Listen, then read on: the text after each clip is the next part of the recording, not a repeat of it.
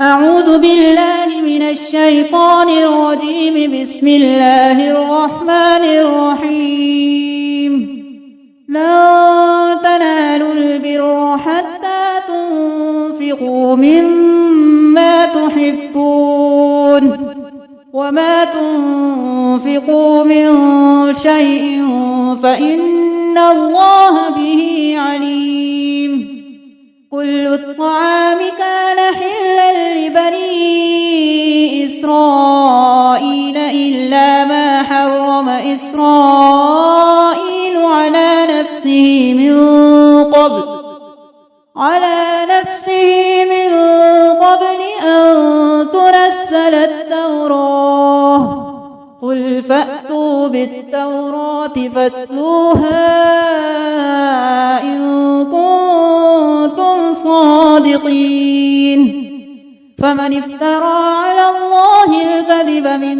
بعد ذلك فأولئك هم الظالمون. قل صدق الله فاتبعوا ملة إبراهيم حنيفا وما كان من المشركين. إن أول بيت وضع للناس الذي ببكة مباركا وهدى للعالمين. فيه آيات بينات مقام إبراهيم ومن دخله كان آمنا. ولله على الناس حج البيت من استطاع إليه سبيلا ومن كفر فإن الله غني عن العالمين. قل يا أهل الكتاب لم تكفرون بآيات الله والله شهيد على ما تعملون. قل يا أهل الكتاب لم تصدون عن سبيل الله من آمن تبغونها عوجا وأنتم شهداء وما الله بغافل عما تعملون. يا أيها الذين آمنوا إن تطيعوا فريقا من الذين أوتوا الكتاب يردوكم بعد إيمانكم كافرين. وكيف تكفرون وأنتم تتلى عليكم آيات الله وفيكم رسوله ومن يعتصم بالله فقد هدي إلى صراط مستقيم. يا أيها الذين آمنوا اتقوا الله حق تقاته ولا تموتن إلا وأنتم مسلمون. واعتصموا بحبل الله جميعا ولا تفرقوا. واذكروا نعمة الله عليكم إذ كنتم أعداء فألف بين قلوبكم فأصبحتم بنعمته إخوانا وكنتم على شفا حفرة من النار فأنقذكم منها. كذلك يبين الله لكم آياته لعلكم تهتدون.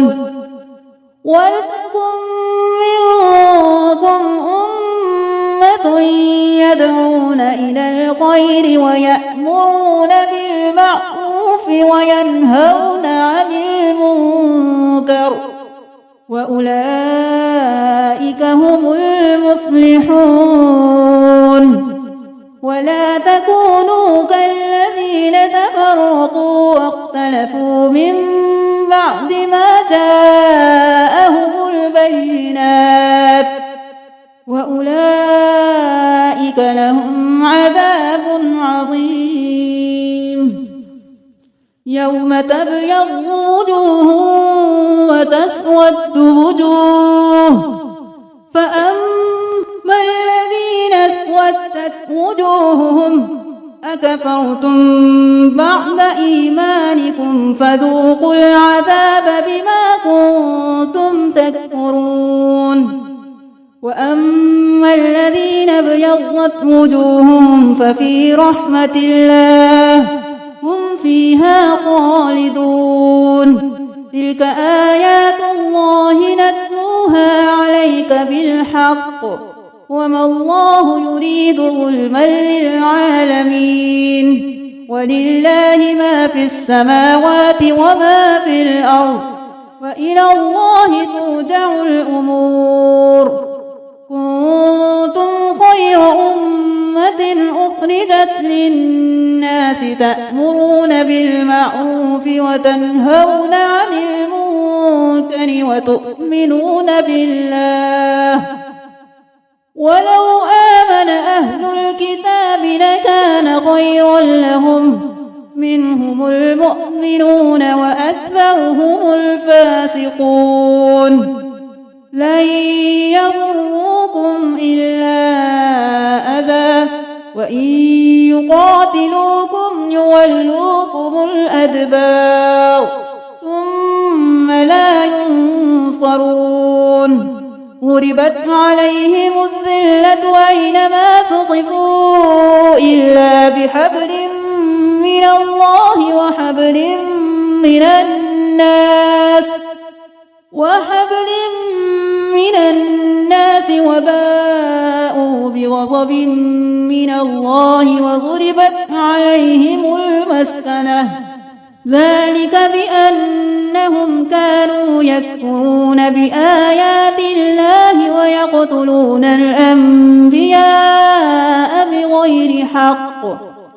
ذلك بما عصوا وكانوا يعتدون. ليسوا سواء من أهل الكتاب أمة قائمة يتلون آيات الله وآناء الليل وهم يسجدون، يؤمنون بالله واليوم الآخر ويأمرون بالمعروف وينهون عن المنكر ويسارعون في الخيرات، وأولئك من الصالحين. وما يفعلوا من خير فلن يكفروه، والله عليم بالمتقين. إن الذين كفروا لن تغني عنهم أموالهم ولا أولادهم من الله شيئا، وأولئك أصحاب النار هم فيها خالدون. مثل ما ينفقون في هذه الحياة الدنيا كمثل ريح فيها صر أصابت حرث قوم ظلموا أنفسهم فأهلكت، وما ظلمهم الله ولكن أنفسهم يظلمون. يا أيها الذين آمنوا لا تتخذوا بطانة من دونكم لا يألونكم خبالا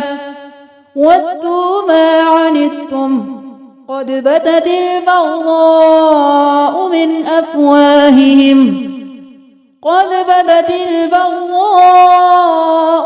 أفواههم وما تخفي صدورهم أكبر. قد بينا لكم الآيات إن كنتم تعقلون. ها أنتم أولئك تحبونهم ولا يحبونكم وتؤمنون بالكتاب كله، وإذا لقوكم قالوا آمنا وإذا خلوا عضوا عليكم الأنامل من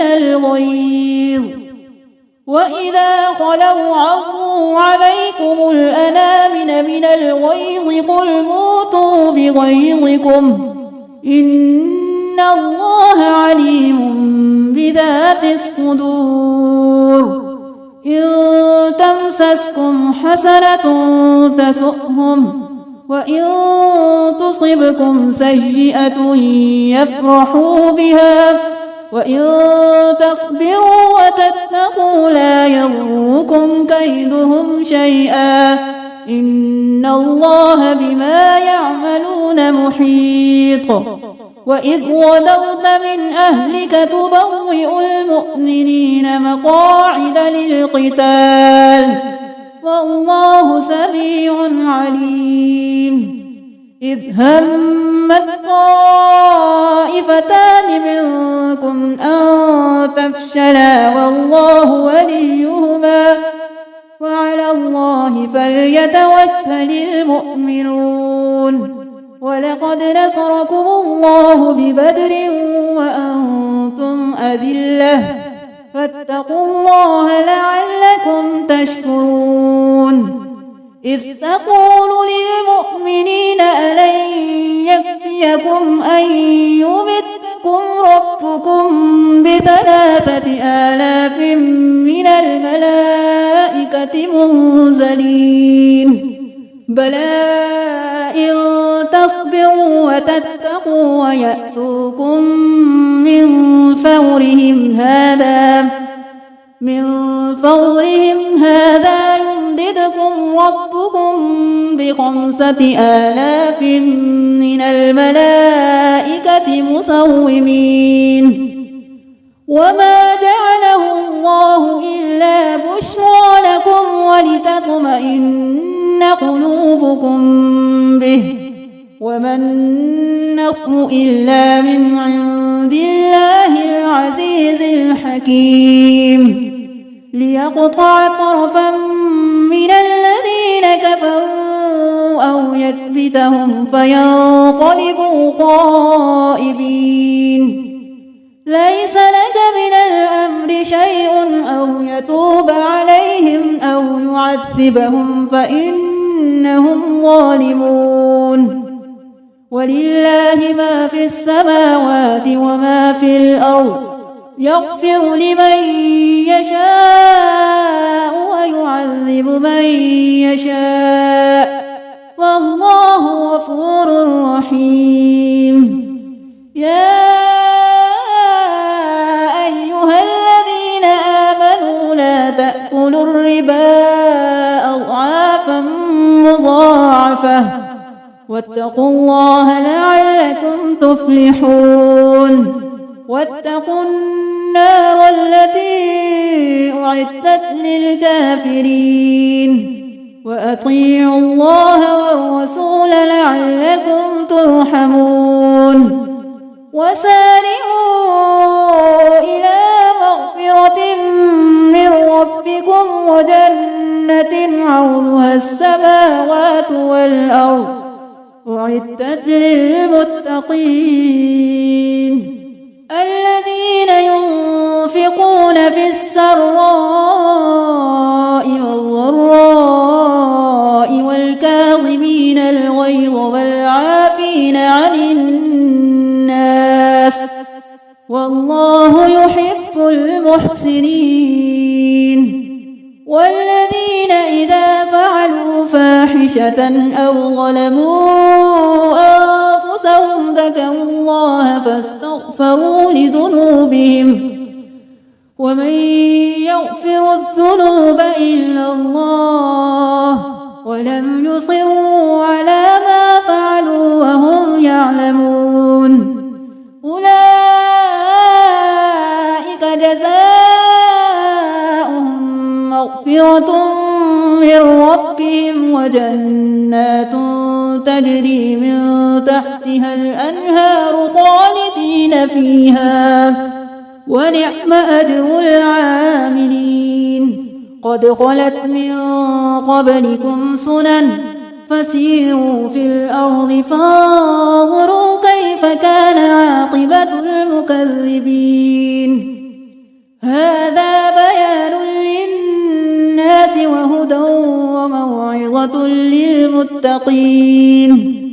ولا تهنوا ولا تحزنوا وأنتم الأعلون إن كنتم مؤمنين إن يمسسكم قرح فقد مس القوم قرح مثله وتلك الأيام نداولها بين الناس وليعلم الله الذين آمنوا ويتخذ منكم شهداء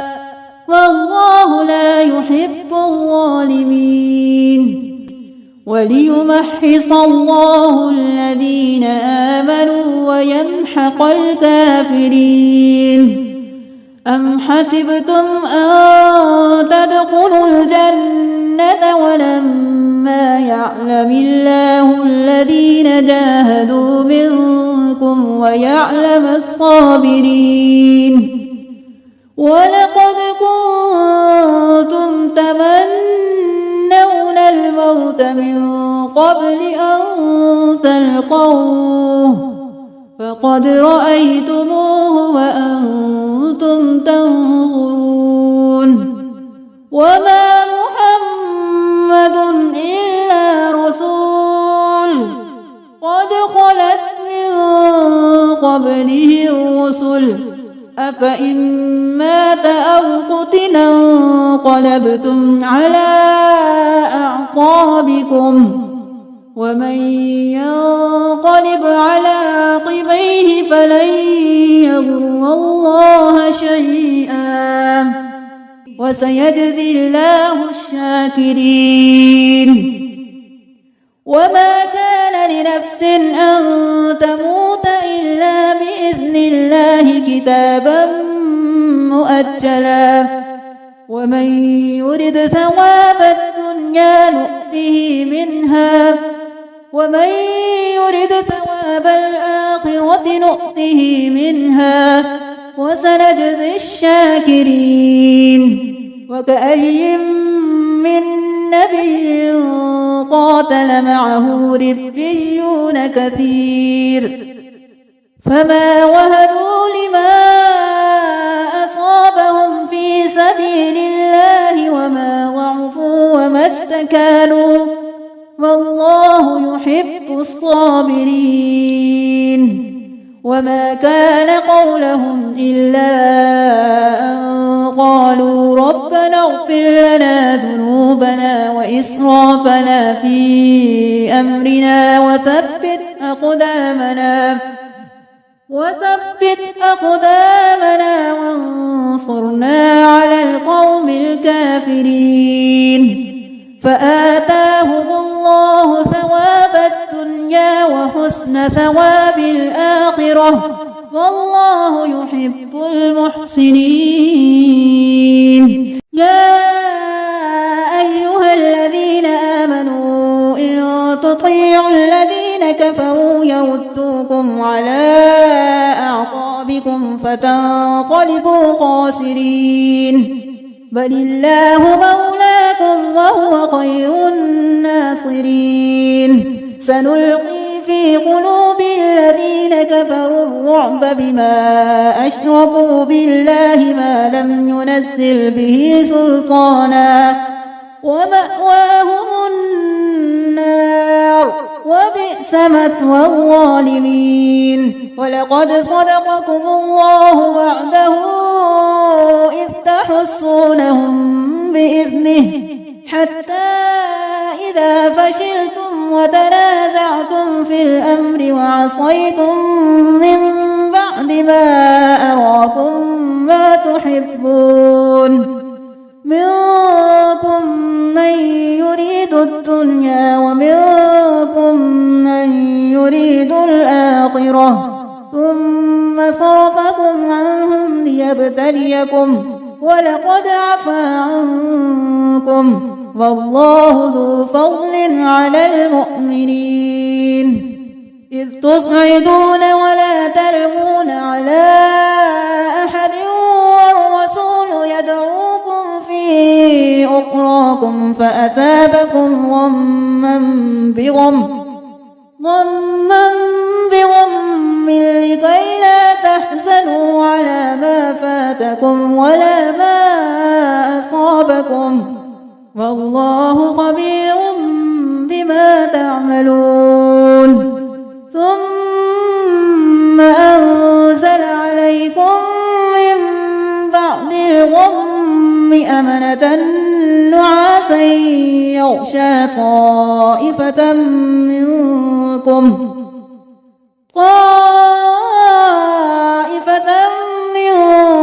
وطائفة قد أهمتهم أنفسهم يظنون بالله غير الحق ظن الجاهلية يقولون هل لنا من الأمر من شيء قل إن الأمر كله لله يخفون في أنفسهم ما لا يبدون لك يقولون لو كان لنا من الأمر شيء ما قتلنا هاهنا قل لو كنتم في بيوتكم لبرز الذين كتب عليهم القتل إلى مضاجعهم وليبتلي الله ما في صدوركم وليمحص ما في قلوبكم والله عليم بذات الصدور إن الذين تولوا منكم يوم التقى الجمعان إنما استزلهم الشيطان ببعض ما كسبوا ولقد عفى الله عنهم إن الله غفور حليم يا أيها الذين آمنوا لا تكونوا كالذين كفروا وقالوا لإخوانهم إذا ضربوا في الأرض أو كانوا غزا لو كانوا عندنا ما ماتوا وما قتلوا ليجعل الله ذلك حسرة في قلوبهم والله يحيي ويميت والله بما تعملون بصير ولئن قتلتم في سبيل الله أو متم لمغفرة من الله ورحمة خير مما يجمعون ولئن متم أو قتلتم لإلى الله تحشرون فبما رحمة من الله لنت لهم ولو كنت فظا غليظ القلب لانفضوا من حولك فاعف عنهم واستغفر لهم وشاورهم في الأمر فإذا عزمت فتوكل على الله إن الله يحب المتوكلين إن ينصركم الله فلا غالب لكم وإن يخذلكم فمن ذا الذي ينصركم من بعده وعلى الله فليتوكل المؤمنون وما كان لنبي أن يغل ومن يغلل يأت بما غل يوم القيامة ثم توفى كل نفس ما كسبت وهم لا يظلمون أفمن اتبع رضوان الله كمن باء بسخط من الله ومأواه جهنم وبئس المصير هم درجات عند الله والله بصير بما يعملون لقد من الله على المؤمنين إذ بعث فيهم رسولا من أنفسهم يتلو عليهم آياته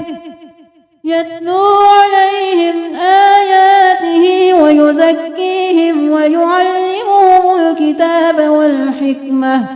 وإن كانوا من قبل لفي ضلال مبين أولما أصابتكم مصيبة قد أصبتم مثليها قلتم أنى هذا قل هو من عند أنفسكم إن الله على كل شيء قدير وما أصابكم يوم التقى الجمعان فبإذن الله وليعلم الذين نافقوا وقيل لهم تعالوا قاتلوا في سبيل الله أو ادفعوا قالوا لو نعلم قتالا لاتبعناكم هم للكفر يومئذ أقرب منهم للإيمان يقولون بأفواههم ما ليس في قلوبهم والله أعلم بما يكتمون الذين قالوا لإخوانهم وقعدوا لو أطاعونا ما قتلوا قل فادرءوا عن أنفسكم الموت إن كنتم صادقين ولا تحسبن الذين قتلوا في سبيل الله أمواتا بل أحياء عند ربهم يرزقون فرحين بما آتاهم الله من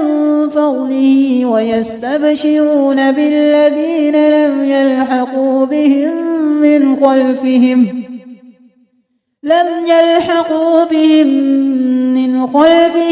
ألا خوف عليهم ولا هم يحزنون يستبشرون بنعمة من الله وفضل وأن الله لا يضيع أجر المؤمنين الذين استجابوا لله والرسول من بعد ما أصابهم القرح للذين أحسنوا منهم واتقوا أجر عظيم الذين قال لهم الناس إن الناس قد جمعوا لكم فاخشوهم فزادهم إيمانا وقالوا حسبنا الله ونعم الوكيل فانقلبوا بنعمة من الله وفضل لم يمسسهم سوء واتبعوا رضوان الله والله ذو فضل عظيم إنما ذلكم الشيطان يخوف أولياءه فلا تخافوهم وخافون إن كنتم مؤمنين ولا يحزنك الذين يسارعون في الكفر إنهم لن يضروا الله شيئا يريد الله ألا يجعل لهم حظا في الآخرة ولهم عذاب عظيم إن الذين اشتروا الكفر بالإيمان لن يضروا الله شيئا ولهم عذاب أليم ولا يحسبن الذين كفروا أنما نملي لهم خير لأنفسهم إنما نملي لهم ليزدادوا إثما ولهم عذاب مهين ما كان الله ليذر المؤمنين على ما أنتم عليه حتى يميز الخبيث من الطيب وما كان الله ليطلعكم على الغيب ولكن الله يجتبي من رسله من يشاء فآمنوا بالله ورسله وإن تؤمنوا وتتقوا فلكم أجر عظيم ولا يحسبن الذين يبخلون بما آتاهم الله من فضله هو خير لهم بل هو شر لهم سيطوقون ما بخلوا به يوم القيامة ولله ميراث السماوات والأرض والله بما تعملون خبير. لقد سمع الله قول الذين قالوا إن الله فقير ونحن أغنياء سنكتب ما قالوا وقتلهم الأنبياء بغير حق ونقول ذوقوا عذاب الحريق ذلك بما قدمت أيديكم وأن الله ليس بظلام للعبيد. الذين قالوا إن الله عهد إلينا ألا نؤمن لرسول حتى يأتينا بقربان تأكله النار قل قد جاءكم رسل من قبلي بالبينات وبالذي قلتم فلم قتلتموهم إن كنتم صادقين فإن كذبوك فقد كذب رسل من قبلك جاءوا بالبينات والزبر والكتاب المنير كل نفس ذائقة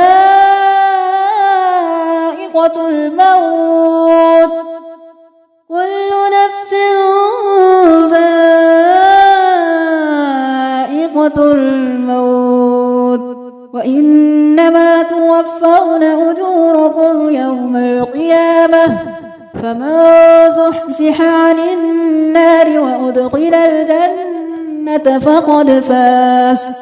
وما الحياة الدنيا إلا متاع الغرور. لتبلغن في أموالكم وأنفسكم ولتسمعن من الذين أوتوا الكتاب من قبلكم ومن الذين أشركوا أذى كثيرا وإن تصبروا وتتقوا فإن ذلك من عزم الأمور. وإذ أخذ الله ميثاق الذين أوتوا الكتاب لتبيننه للناس ولا تكتمونه فنبذوه وراء ظهورهم واشتروا به ثمنا قليلا فبئس ما يشترون. لا تحسبن الذين يفرحون بما أتوا ويحبون أن يحمدوا بما لم يفعلوا فلا تحسبنهم بمفازة من العذاب ولهم عذاب أليم. ولله ملك السماوات والأرض والله على كل شيء قدير. إن في خلق السماوات والأرض واختلاف الليل والنهار لآيات لأولي الألباب الذين يذكرون الله قياما وقعودا وعلى جنوبهم ويتفكرون في خلق السماوات والأرض ربنا ما خلقت هذا باطلا سبحانك فقنا عذاب النار. ربنا إنك من تدخل النار فقد أخزيته وما للظالمين من أنصار. ربنا إننا سمعنا مناديا ينادي للإيمان أن آمنوا بربكم ربنا فاغفر لنا ذنوبنا وكفر عنا سيئاتنا وتوفنا مع الأبرار ربنا وآتنا ما وعدتنا على رسلك ولا تخزنا يوم القيامة إنك لا تخلف الميعاد فاستجاب لهم ربهم أني لا أضيع عمل عامل منكم من ذكر أو أنثى بعضكم من بعض فالذين هاجروا وأخرجوا من ديارهم وأوذوا في سبيلي وقاتلوا وقتلوا لأكفرن عنهم سيئاتهم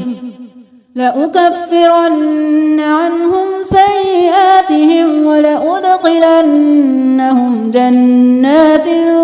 تجري من تحتها الأنهار ثوابا من عند الله والله عنده حسن الثواب لا يغرنك تقلب الذين كفروا في البلاد متاع قليل ثم مأواهم جهنم وبئس المهاد لكن الذين اتقوا ربهم لهم جنات تجري من تحتها الأنهار خالدين فيها نزلا من عند الله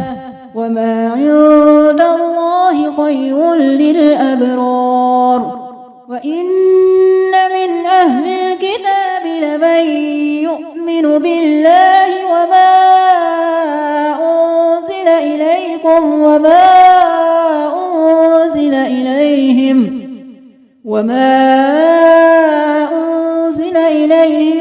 خاشعين لله لا يشترون بآياتي ثمنا قليلا أولئك لهم أجرهم عند ربهم إن الله سريع الحساب يا أيها الذين آمنوا اصبروا وصابروا ورابطوا واتقوا الله لعلكم تفلحون بسم الله الرحمن الرحيم يا أيها الناس اتقوا ربكم الذي خلقكم من نفس واحدة وخلق منها زوجها وبث منهما رجالا كثيرا ونساء واتقوا الله الذي تساءلون به والأرحام إن الله كان عليكم رقيبا وآتوا اليتامى أموالهم ولا تتبدلوا الخبيث بالطيب ولا تأكلوا أموالهم إلى أموالكم إنه كان حوبا كبيرا وإن خفتم ألا تقسطوا في اليتامى فانكحوا ما طاب لكم من النساء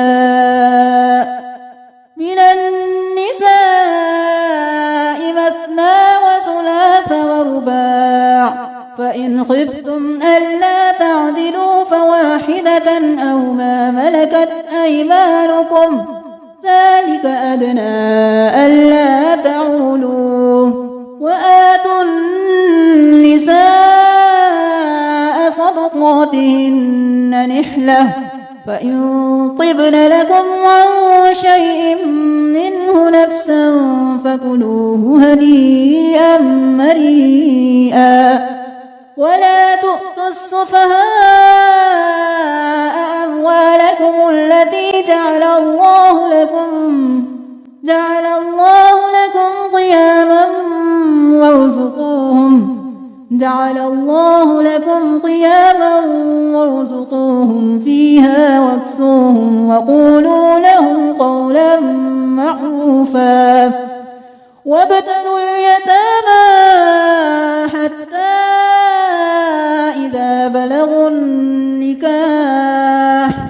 وابتلوا اليتامى حتى إذا بلغوا النكاح فإن آنستم منهم رشدا فادفعوا إليهم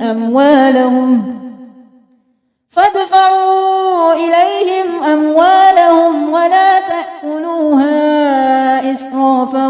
وبدارا أن يكبروا ومن كان غنيا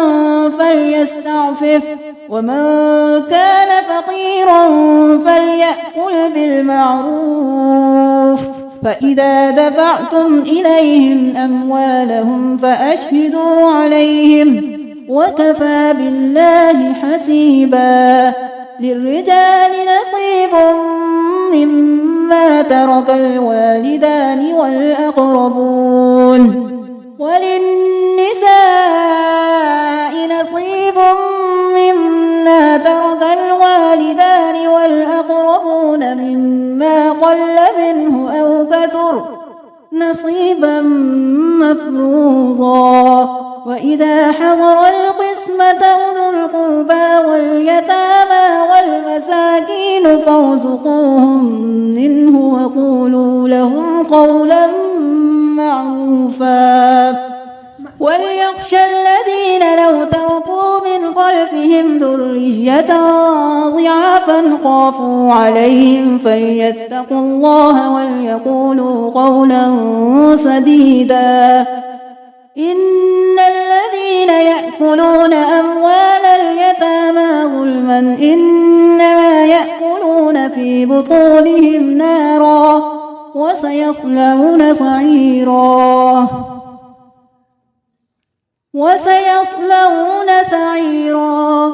يوصيكم الله في أولادكم للذكر مثل حظ الأنثيين فإن كن نساء فوق 2 فلهن ثلثا ما ترك وإن كانت واحدة فلها النصف ولأبويه لكل واحد منهما السدس مما ترك إن كان له ولد فإن لم يكن له ولد وورثه أبواه فلأمه الثلث فإن كان له إخوة فلأمه السدس من بعد وصية يوصي بها أو دين آباؤكم وأبناؤكم لا تدرون أيهم أقرب لكم نفعا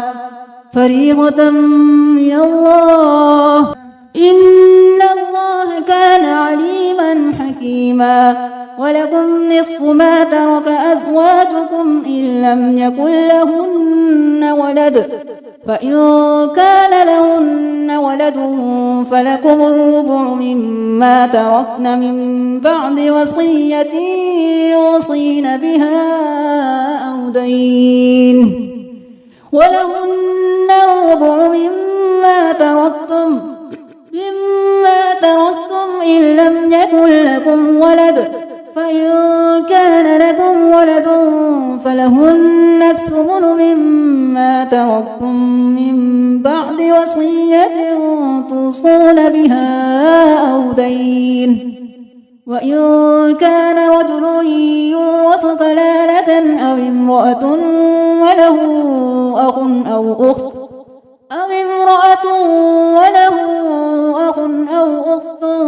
فلكل واحد منهما السدس فإن كانوا أكثر من ذلك فهم شركاء في الثلث من بعد وصية يوصى بها أو دين غير مضار وصية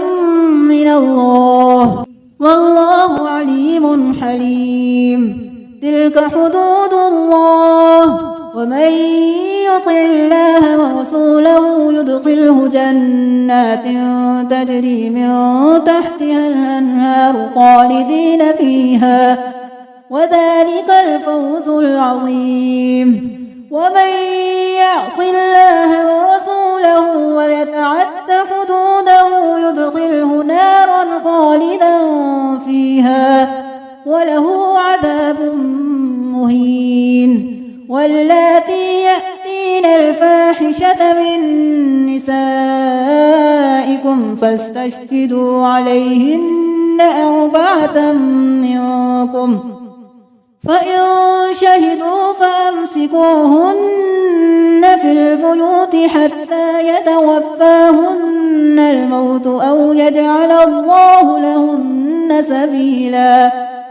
واللذان يأتيانها منكم فآتوهما فإن تابا وأصلحا فأعرضوا عنهما إن الله كان توابا رحيما إنما التوبة على الله للذين يعملون السوء بجهالة ثم يتوبون من قريب للذين يعملون السوء بجهالة ثم يتوبون من قريب فأولئك يتوب الله عليهم وكان الله عليما حكيما وليست التوبة للذين يعملون السيئات حتى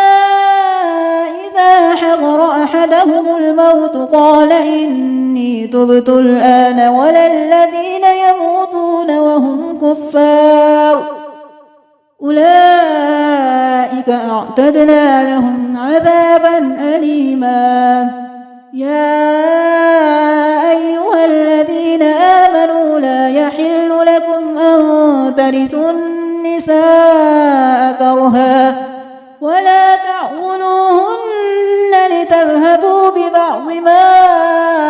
آتيتموهن إلا أن يأتين بفاحشة مبينة وعاشروهن بالمعروف فإن كرهتموهن فعسى أن تكرهوا شيئا ويجعل الله فيه خيرا كثيرا وإن أردتم استبدال زوج مكان زوج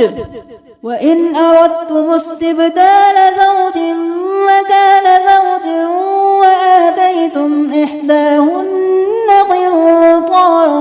فلا تأخذوا منه شيئا أتأخذونه بهتانا وإثما مبينا وكيف تأخذونه وقد أفضى بعضكم إلى بعض وأخذن منكم ميثاقا غليظا ولا تنكحوا ما نكح آباؤكم من النساء إلا ما قد سلف إنه كان فاحشة ومقتا وساء سبيلا حرمت عليكم أمهاتكم وبناتكم وأخواتكم وعماتكم وخالاتكم وبنات الأخ وبنات الأخت وأمهاتكم اللاتي أرضعنكم وأخواتكم من الرضاعة وأمهات نسائكم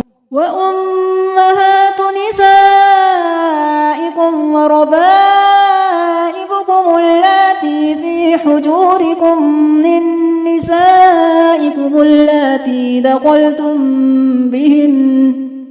فإن لم تكونوا دخلتم بهن فلا جناح عليكم وحلائل أبنائكم الذين من أصلابكم وأن تجمعوا بين الأختين إلا ما قد سلف إن الله كان غفورا رحيما.